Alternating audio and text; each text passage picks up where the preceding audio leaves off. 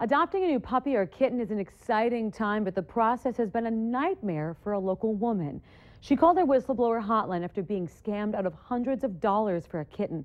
Valley News Team's Ashley Bishop talks to the heartbroken woman about the seemingly endless and legitimate scam what you should be looking out for. Isn't it cute? Kind of got attached to a cat that I didn't even have because it was so cute online. I just could picture it being here. And Dawn Berquist found pictures of an orange and white Persian kittens online, and just last week she decided to buy one. The owner of the cat said he was from Sheldon, North Dakota, but staying in Louisiana and was going to ship the kitten to her. He would just give me the cat and I would just pay for shipping, which would be the $500. Dawn paid $500 and gave the man her name, address, and closest airport. The scammer told her he was going to work with a shipping company called UShip, and she would get the cat the next day at 8 a.m. The cat never comes, and then they want another $750 because they say something happened with its crate. Dawn almost sent the extra money, but then realized she was getting scammed.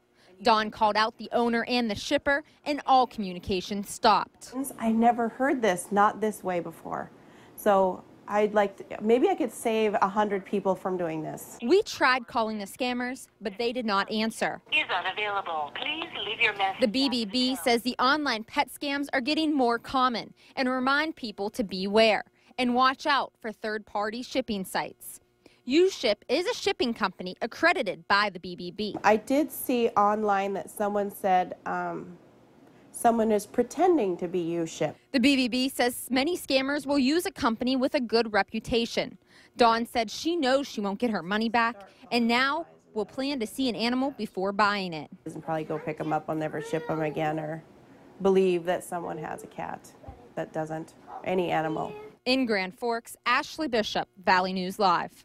Berquist says all the emails did look legitimate, but the Better Business Bureau says that's something to be aware of. We have more advice on how to detect an online pet scam on valleynewslive.com. Just click on this story.